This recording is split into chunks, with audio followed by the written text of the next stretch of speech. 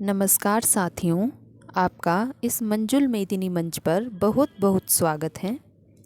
जैसा कि आप सब जानते हैं, हम क्लास 11th की NCERT की बुक पॉलिटिकल थ्योरी के 4th लेसन पर हैं, जिसका नाम है सामाजिक न्याय। लास्ट क्लास में हमने रोल्स के न्याय के सिद्धांत के बारे में जाना था। आज हम सामाजिक न्याय के अनुसरण के बारे में पढ़ेंगे। सामाजिक न्याय का अनुसरण से अभिप्राय है कि हम किन चीज़ों को फॉलो करके या किन बातों का अनुसरण करके या अपने जीवन में अपनाकर सामाजिक न्याय को प्राप्त कर सकते हैं या समाज में असमानता को कम कर सकते हैं। आपने समाज में कई बार कुछ ऐसे लोगों को देखा होगा जो हमें धन दौलत से भरपूर देखने को मिलते हैं या इनके स्वामित्व के साथ जुड़ी हुई सत्ता के उपभोग करने वाले लोगों को देखते हैं। दूसरी ओर हमें समाज में कई बार बहिष्कृत और वंचित लोग भी देखने को मिलते हैं, यानी ऐसे लोग जहां पर उन्हें 2 समय का भोजन भी आसानी से नहीं मिल रहा है। तो हम समझ पाते हैं कि समाज में कितना विभाजन है जो कि स्थायी रूप से विद्यमान है, यानी उसको आसानी से ख़त्म नहीं किया जा सकता। तो हम क्या कहते हैं या हम क्या सोचते हैं, तो हमें लगता है कि वहाँ पर सामाजिक न्याय का अभाव है। क्यों? क्योंकि समाज में हम 2 विपरीत वर्गों को देख रहे हैं, जहाँ पर एक तरफ संसाधन की अधिकता है और दूसरी तरफ संसाधन बिल्कुल भी नहीं है या ना के बराबर है। हम यहाँ सिर्फ समाज में विभिन्न व्यक्तियों के जीवन यापन के सिर्फ विभिन्न स्तरों की चर्चा नहीं कर रहे हैं। न्याय के लिए लोगों के रहन सहन के तौर तरीकों में पूर्ण समानता और एक रूपता की आवश्यकता नहीं है। मतलब ऐसा आवश्यक नहीं कि सभी लोग केक खाएं, लेकिन सभी लोगों को खाने के लिए पोषण वाला भोजन मिले, ये आवश्यक है, ये उनकी ज़रूरत है। लेकिन उस समाज को अन्यायपूर्ण ही माना जाएगा जहां धनी और गरीब के बीच खाई इतनी गहरी हो कि एक व्यक्ति केक खाने के बाद आधा केक डस्टबिन में फेंक रहा है और दूसरी तरफ एक व्यक्ति सूखी रोटी के लिए भी तरस रहा है। तो ऐसी जो हमें असमानता देखने को मिलती है समाज में, वो नहीं होनी चाहिए। अगर इस तरह की धनी और गरीब के बीच की खाई हम गहरी होती हुई देखते हैं कि वे बिल्कुल भिन्न भिन्न दुनिया में रहने वाले लोग लगे, हमें लगे कि एक दूसरी दुनिया से आए हुए लोग हैं, जहां अपेक्षाकृत वंचितों को अपनी स्थिति सुधारने का कोई मौका ना मिले, यानी उनके पास ऐसा कोई अवसर नहीं है, मतलब उनके पास कोई ऐसा रोजगार नहीं है जिससे वो अपने 2 समय का भोजन जुटा सके, चाहे वो कितना भी कठिन श्रम कर ले। दूसरे शब्दों में, न्यायपूर्ण समाज को लोगों के लिए न्यूनतम बुनियादी स्थितियां जरूर मुहैया करानी चाहिए। अभी हमने लास्ट लाइन में पढ़ा था कि भाई ऐसा नहीं होना चाहिए कि उनके पास कोई ऐसा अवसर ही नहीं है, ऐसा मौका ही नहीं है कि वो अपनी स्थिति को सुधार ले, चाहे वह कितना भी कठिन श्रम कर ले।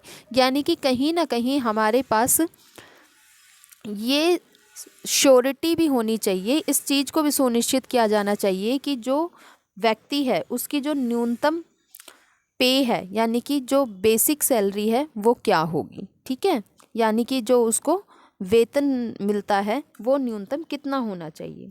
दूसरे शब्दों में, न्यायपूर्ण समाज को लोगों के लिए न्यूनतम बुनियादी स्थितियां जरूर मुहैया करानी चाहिए।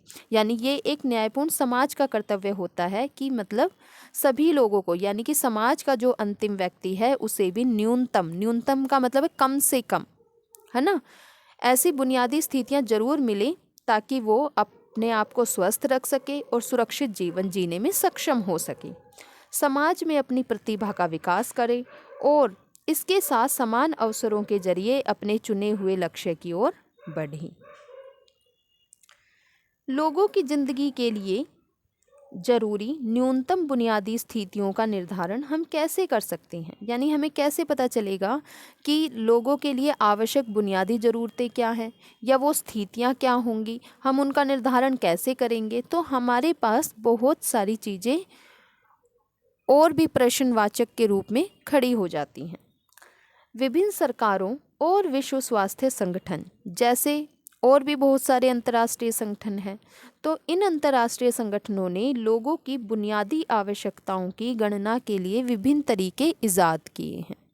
ये जो तरीके बताए गए हैं कि मतलब लोगों की बुनियादी आवश्यकताएं क्या होंगी, ठीक है, लेकिन सामान्यतः इस पर सहमत हम जब सहमति देखते हैं तो सहमति किस बात की होती है कि भाई स्वस्थ रहने के लिए आवश्यक पोषक तत्वों की बुनियादी मात्रा, आवास, शुद्ध पेयजल की आपूर्ति, शिक्षा और न्यूनतम मजदूरी इन बुनियादी स्थितियों के महत्वपूर्ण हिस्से होंगे।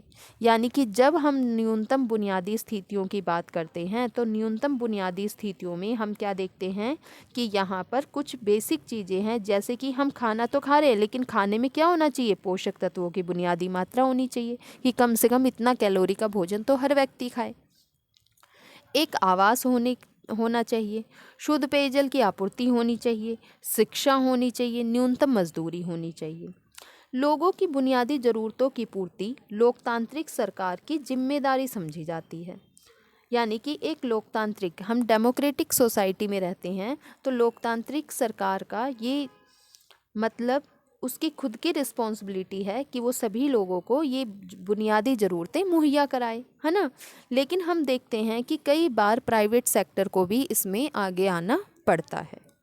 हालांकि सभी नागरिकों के लिए इन बुनियादी शर्तों की पूर्ति, खासकर भारत जैसे जहां पर गरीबों की बड़ी तादाद है, क्योंकि हमारे यहाँ पॉपुलेशन ज़्यादा है और हमारे पास उस हिसाब से संसाधन बहुत कम है, तो ये सरकार के ऊपर एक भारी बोझ भी बन सकती है। और हम चाहें तो इसी जनसंख्या को एक स्किल्ड वर्कफोर्स में भी तब्दील कर सकते हैं। लेकिन ये कब हो पाएगा, ये तभी हो पाएगा जब हम उनको बुनियादी ज़रूरतें दे पाएंगे, यानी उनकी बुनियादी ज़रूरतों को पूरा कर पाएंगे। अगर हम सब इस बात पर सहमत भी हो जाएं कि भाई सभी को बुनियादी ज़रूरतें सभी की पूरी की जाए समाज में, तो राज्य को समाज के सबसे वंचित सदस्यों की मदद करनी चाहिए। मान लो हमने इस पर सहमति बना ली, जिससे वे बाकियों के साथ एक हद तक समानता का आनंद ले सके। भाई कम से कम जो उनकी बुनियादी आवश्यकताएं अगर वो पूरी हो जाती है, रोटी, कपड़ा, मकान, स्वास्थ्य, शिक्षा, अगर हमने कम से कम उनको ये उपलब्ध करा दी तो वो इस लायक तो हो जाएंगे कि उससे बेहतर स्थिति में जाने के लिए श्रम कर सके, परिश्रम कर सके, है ना। यानी कि वो स्किल उनमें आ जाए। तब भी इस बात पर असहमति हो सकती है कि इस लक्ष्य को पाने का सर्वोत्तम तरीका क्या होगा। अब समस्या सिर्फ यही नहीं है कि उनकी हमें मदद करनी है, वंचित लोगों की समस्या ये भी है कि उस लक्ष्य को पाने का सर्वोत्तम तरीका क्या होगा। आजकल हमारे समाज और दुनिया के अन्य हिस्सों में भी यह बहस चल रही है कि क्या मुक्त बाजार के जरिए खुली प्रतियोगिता को बढ़ावा देना। अब देखो यहाँ पर एक तरफ क्या कहा जा रहा है, मुक्त बाजार। मुक्त बाजार यानी कि ओपन मार्केट, और ओपन मार्केट में क्या होती है, खुली प्रतियोगिता होती है। उसमें क्या होते हैं, यानी कि जो अच्छे खिलाड़ी होते हैं, यानी कि मार्केट में जो अच्छा प्रदर्शन करने वाले लोग होते हैं वो आगे बढ़ जाते हैं और जो लोग अच्छा प्रदर्शन नहीं कर पाते वो पिछड़ जाते हैं। तो कुछ लोग तो मतलब मुक्त बाजार के समर्थक हो सकते हैं, साथ ही कुछ लोगों का कहना हो सकता है कि सभी लोगों को बेसिक वस्तुएं प्रदान करना लोकतांत्रिक सरकार की जिम्मेदारी है। तो हम यहाँ पर दो अलग अलग विचारधारा देख रहे हैं। तो यहाँ पर कहा गया है कि क्या मुक्त बाजार के जरिए खुली प्रतियोगिता को बढ़ावा देना समाज के सुविधा प्राप्त सदस्यों को नुकसान पहुँचाए बगैर, यानी कि किसको नुकसान पहुँचाए बगैर, जिनको समाज में पहले से ही सुविधा प्राप्त है, हम उनको भी नुकसान ना पहुंचाएं और सुविधाहीनों की मदद कर भी लें। तो ऐसा कौन सा तरीका होगा कि हम मुक्त बाजार की तरफ जो लोग जाने वाले हैं हम उनके ऊपर भी प्रतिबंध ना लगाएं, दूसरी ओर जिन लोगों के पास वो बेसिक सुविधाएं नहीं हैं हम उनको वो भी उपलब्ध करा दें। तो हमें कोई ना कोई एक मध्यस्थ का रास्ता निकालना पड़ेगा, यानी हमें मध्यम मार्गी बनना पड़ेगा कि गरीबों को न्यूनतम बुनियादी सुविधाएं मुहैया कराने की जिम्मेवारी सरकार को लेनी चाहिए। हमारे देश में भिन्न भिन्न प्रस्तावों का विभिन्न राजनीतिक समूह समर्थन कर रहे हैं, जो ग्रामीण या शहरी गरीब जैसे सीमांत समूहों की आबादी की सहायता के लिए विभिन्न योजनाओं के तुलनात्मक गुण दोष पर बहस करते हैं।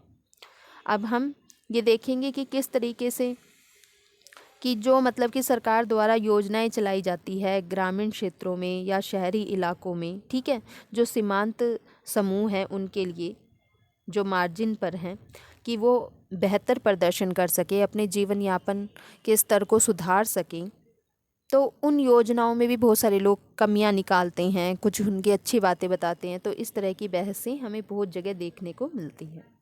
अब मुक्त बाजार बनाम राज्य का हस्तक्षेप, यानी राज्य को हस्तक्षेप क्यों करना पड़ रहा है, यानी कि समाज में असमानता है और उस असमानता को कम करने के लिए राज्य को बार बार हस्तक्षेप करना पड़ता है, यानी कि इन मुक्त बाजार की कुछ सीमा तय करनी पड़ती है। ठीक है, तो मुक्त बाजार के समर्थक क्या कहते हैं, पहले हम ये पढ़ेंगे और फिर हम देखेंगे कि राज्य का हस्तक्षेप कहाँ कहाँ पर होता है।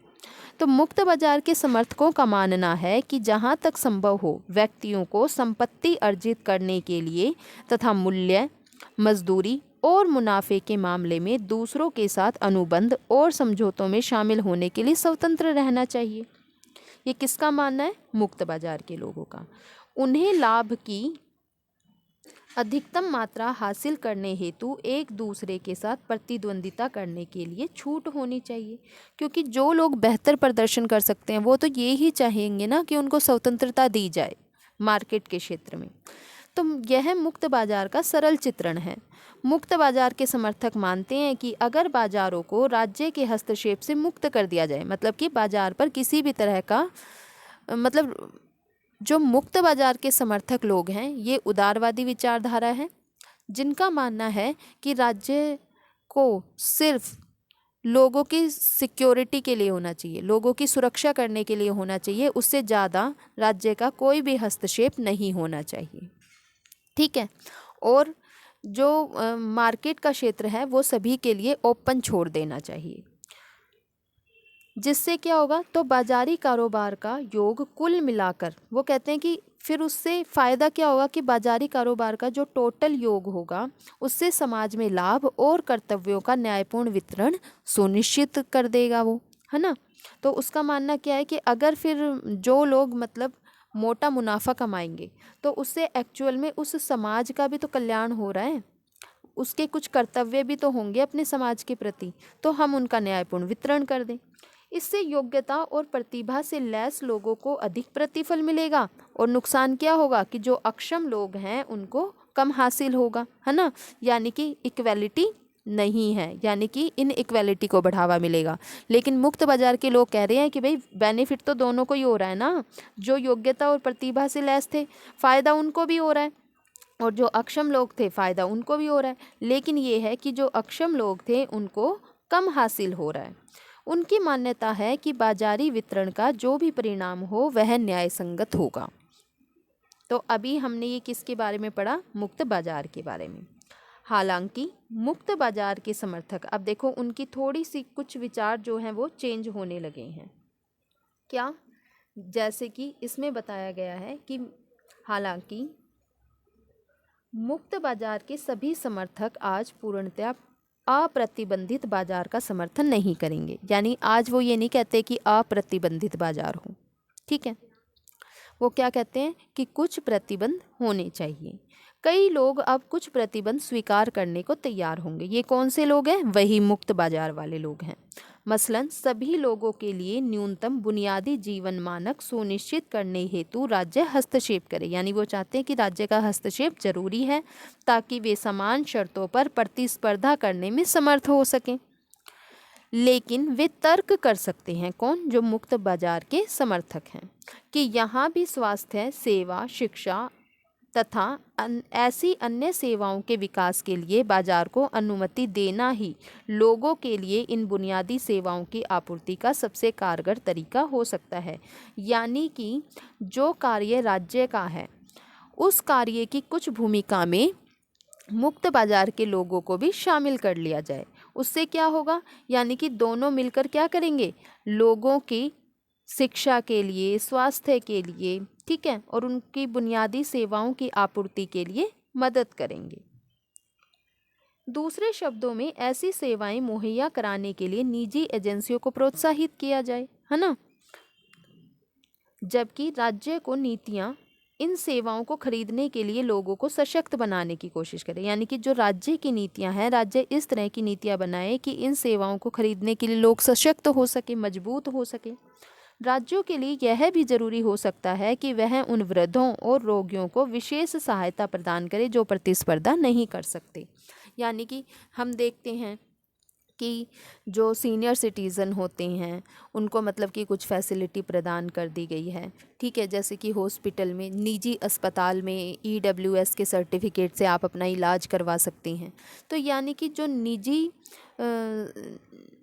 कहने का मतलब है जो प्राइवेट एक्टर है वो यहाँ पर काम कर रहे हैं। हम देख रहे हैं कि प्राइवेट स्कूल है, प्राइवेट हॉस्पिटल है ना, प्राइवेट बैंक हैं, और वहाँ पर आपको फैसिलिटी सभी लोगों को मिलती है। जो अपनी फैसिलिटी खुद खरीदने में समर्थ है तो वो खुद खरीदेगा, अदरवाइज़ सरकार उनके ऊपर कुछ इस तरीके से कहने का मतलब है उनको इस तरीके से नियंत्रित करने की कोशिश करती है या उनको प्रोत्साहित करने की कोशिश करती है कि वो अपनी सोशल रिस्पॉन्सिबिलिटी पर भी ध्यान दें। कौन? जो भी प्राइवेट इंस्टीट्यूशंस हैं वो, कि उनकी भी समाज के प्रति कुछ जिम्मेदारी बनती है।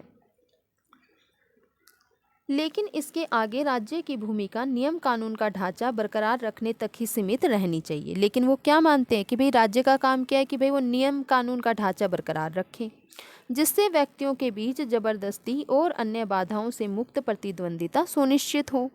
उनका मानना है कि मुक्त बाजार उचित और न्यायपूर्ण समाज का आधार होता है। यानी कि जो मुक्त बाजार है, क्योंकि जो पैसा कमाया जा रहा है वो कहाँ कमाया जा रहा है, यानी मोटा प्रॉफिट कहाँ आ रहा है? मुक्त बाजार में आ रहा है। तो मुक्त बाजार क्या करता है? यानी कि उचित और न्यायपूर्ण समाज का आधार भी होता है। कहा जाता है कि बाजार किसी व्यक्ति की जाति और धर्म की परवाह नहीं करता। जब आप मार्केट में उतरते हैं, आप कोई काम करने के लिए, आप में कोई बेहतर स्किल है तो मार्केट में आपकी बस स्किल देखी जाएगी, आपकी प्रतिभा देखी जाएगी, कौशल देखी जाएगी। उससे कोई नहीं फर्क पड़ता कि आप मेल हैं, आप फीमेल हैं, ठीक है, आप कौन से रिलीजन से हैं, कौन सी जाति से हैं, आप छोटे समूह से हैं, बड़े समूह से हैं, या आप एक गांव से आते हैं, एक शहर से आते हैं, आपकी भाषा क्या है। बस आपको मार्केट की भाषा आनी चाहिए जो कि प्रतिभा और कौशल की भाषा है। अगर आपके पास योग्यता है तो आपकी सभी बातें बेमानी है, यानी और सारी बातों का कोई फ़र्क नहीं पड़ना। बस आपके पास क्वालिटी होनी चाहिए, योग्यता होनी चाहिए। ठीक है। बाजारी वितरण के पक्ष में एक तर्क यह भी दिया जाता है कि यह हमें ज़्यादा विकल्प प्रदान करता है। इसमें शक नहीं कि बाजार प्रणाली उपभोक्ता के तौर पर हमें ज़्यादा विकल्प देती है। यानी कि हमें क्या देती है? ज़्यादा अवसर देती है। हम जैसा चाहें वैसा चावल पसंद कर सकते हैं। मार्केट में बहुत सारी ब्रांड के चावल आते हैं, बहुत सारी ब्रांड के शैम्पू आते हैं, बहुत सारी ब्रांड का तेल आता है ना, कपड़े आते हैं।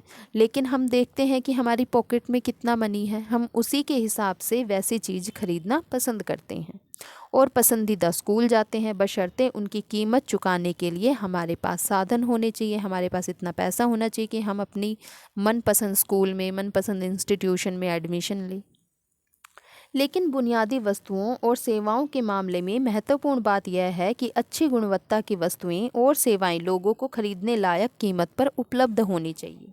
ठीक है, यानी कि उनकी जो बेसिक पे है वो कम से कम इतनी तो होनी चाहिए, उनकी मजदूरी इतनी तो होनी चाहिए कि वो अपनी पोषण युक्त अपना खाना खरीद लें। ठीक है, यानी अपनी जो ज़रूरत की वस्तुएं हैं वो कम कीमत पर अच्छी गुणवत्ता वाली वस्तुएं खरीद पाएँ। यदि निजी एजेंसियां इसे अपने लिए लाभदायक नहीं पाती हैं तो वे उन खास बाज़ार में प्रवेश नहीं करेंगी जहां सस्ती और घटिया सेवाएं मुहैया कराएंगी। या तो मतलब क्या करेंगी वो, अगर लोगों के पास पैसा नहीं होगा तो सस्ती और घटिया सेवाएं देंगी, है ना। या फिर वो ऐसी जगह पर निजी एजेंसियां जाकर काम करना पसंद करती है जहां पर लोग उसके लिए पे कर पाएँ। ठीक है, यही वजह है कि सुदूर ग्रामीण इलाकों में हम बहुत कम निजी विद्यालय देखते हैं। क्यों? क्योंकि ना तो वहाँ पर लोगों में अवेयरनेस है, ना वहाँ पर पक्की सड़कें हैं, इंफ्रास्ट्रक्चर वैसा नहीं है, और लोगों के पास मनी भी नहीं है कि वो उतनी फ़ीस दे सके या अफोर्ड कर सकें। और कुछ खुले भी हैं तो वे भी निम्न स्तरीय हैं। क्योंकि क्वालिटी घटिया क्यों है? क्योंकि वैसा बाजार नहीं मिल रहा उनको जैसा कि उन इंस्टीट्यूशंस को चाहिए था। स्वास्थ्य सेवा और आवास के मामले में भी यही सच है। इन परिस्थितियों में सरकार को हस्तक्षेप करना पड़ता है। फिर हम देखते हैं कि सरकार वहाँ पर किस तरीके से कुछ गवर्नमेंट हॉस्पिटल खोलती हैं, गवर्नमेंट स्कूल्स होते हैं, है ना, जो कि मतलब सरकार, ताकि सभी लोगों को उन बेसिक चीज़ों को प्रोवाइड कराया जा सके।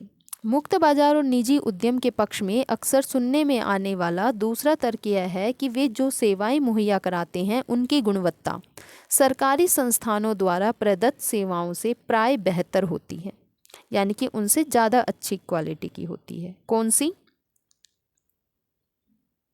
कि जो मुक्त बाजार या निजी उद्यम जो भी मतलब उनके स्कूल है, हम प्राइवेट स्कूल को ज़्यादा बेहतर समझते हैं गवर्नमेंट स्कूल से, हम प्राइवेट हॉस्पिटल्स को ज़्यादा मतलब अच्छा साफ़ सुथरा समझते हैं गवर्नमेंट हॉस्पिटल की तुलना में। लेकिन इन सेवाओं की कीमत उन्हें गरीब लोगों की पहुंच से बाहर कर दे सकती है। यानी कि हम क्या देखते हैं कि जिन लोगों के पास पैसा होगा वो ही अच्छी शिक्षा और वही मतलब कि अच्छी स्वास्थ्य सेवा पा सकता है क्या? मतलब क्या ये न्याय संगत होगा? नहीं। और हम देखते हैं कि इसी वजह से कई बार गरीब लोग जो है अच्छा इलाज नहीं ले पाते, या समय पर उन्हें इलाज ना मिलने की वजह से उनकी मृत्यु भी हो जाती है। समय से उनको शिक्षा ना मिलने की वजह से हम देखते हैं कि क्राइम बढ़ता है। निजी व्यवसाय वही जाना चाहता है जहां उसे सबसे ज़्यादा मुनाफा मिले, और इसलिए मुक्त बाजार ताकतवर, धनी और प्रभावशाली लोगों के हित में काम करने को प्रवृत्त होता है। इसका परिणाम अपेक्षाकृत कमज़ोर और सुविधाहीन लोगों के लिए अवसरों का विस्तार करने के बजाय अवसरों से वंचित करना हो सकता है। और फिर हम परिणाम के रूप में क्या देखते हैं कि जो कमज़ोर और सुविधाहीन लोग थे उन्हें अवसर नहीं मिल पाए, जिसकी वजह से वो अवसरों से वंचित हो गए हैं। तर्क तो बहस के दोनों पक्षों के लिए प्रयुक्त कर सकते हैं हम, और काफ़ी लंबी बहस भी कर सकते हैं। लेकिन मुक्त बाजार आमतौर पर पहले से ही सुविधा संपन्न लोगों के हक में काम करने का रुझान दिखलाते हैं। सुविधा संपन्न कैसे? यानी जिनके पास पैसा होगा वही उस सेवा को खरीद सकता है या उस सेवा को प्राप्त कर सकता है। इसी वजह से अनेक लोग तर्क देते हैं कि सामाजिक न्याय सुनिश्चित करने के लिए राज्य को सुनिश्चित करने की पहल करनी चाहिए। मतलब ये राज्य का कर्तव्य होना चाहिए कि सभी लोगों के साथ सामाजिक न्याय हो, यानी कि वो सभी सुविधाएं उपलब्ध होनी चाहिए जो उन्हें होनी चाहिए, कि समाज के तमाम सदस्यों को बुनियादी सुविधाएं उपलब्ध हों। लोकतांत्रिक समाज में वितरण और न्याय के मुद्दों पर असहमतियां अपरिहार्य हैं, मतलब जरूरी है। किस पे? कि समाज में हमारे पास कितना संसाधन है और उसका डिस्ट्रीब्यूशन कैसे होगा, उसका वितरण कैसे होगा, है ना। और अगर वितरण सही से होता है, यानी कि आप देखते हैं कि आप अपने समाज में अंतिम व्यक्ति तक भी उन सुविधाओं को पहुंचा देते हैं, तो इसका मतलब है कि वहाँ पर सामाजिक न्याय हुआ है। और यह फ़ायदेमंद भी है क्योंकि वे हमें विभिन्न दृष्टिकोणों को जांच परख करने और विवेक सम्मत ढंग से विचारों का बचाव करने को बाध्य करती हैं। वाद विवाद के जरिए इन असहमतियों के बीच राह निकालने का दूसरा नाम क्या है? राजनीति है। क्यों? वाद विवाद के बीच में हम क्या करते हैं? संवाद की एक जो प्रक्रिया है वो वाद विवाद के बीच में आती है, जो मध्यस्थता कराती है। ठीक है। हमारे अपने देश में अनेक किस्म की सामाजिक और आर्थिक विषमताएं मौजूद हैं और उन्हें कम करने के लिए बहुत कुछ करना अभी बाकी है, और उनके लिए हमें मध्यम मार्गी होना पड़ेगा। न्याय के विभिन्न सिद्धांतों के अध्ययन से हमें इसमें शामिल मुद्दों पर बहस करने तथा न्याय के अनुसरण के सर्वोत्तम रास्ते के बारे में एक सहमति पर पहुंचने में मदद मिलती है। और वो सहमति क्या है? कि हम जितने अच्छे से संसाधनों का डिस्ट्रीब्यूशन कर सकते हैं हमें करना चाहिए। समाज के प्रत्येक व्यक्ति को जो बेसिक सुविधाएं उपलब्ध होनी चाहिए वो उन्हें उपलब्ध कराने में योगदान करना चाहिए।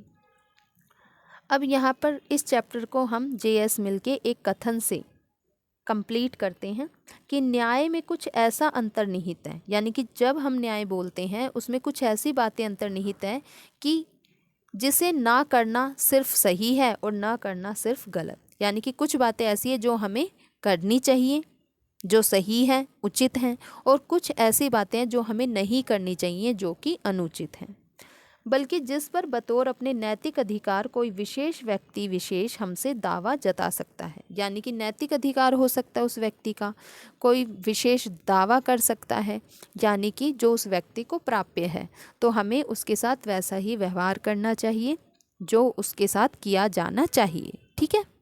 तो ये आज हमने न्यायिक प्रक्रिया के बारे में थोड़ा सा पढ़ा, हमने जाना कि मतलब कि किस तरीके से सामाजिक न्याय को प्राप्त किया जा सकता है, किन बातों का अनुसरण करके। तो आज हम अपना चैप्टर यहीं पर कंप्लीट करते हैं। आप सभी का धन्यवाद। आपका दिन शुभ हो।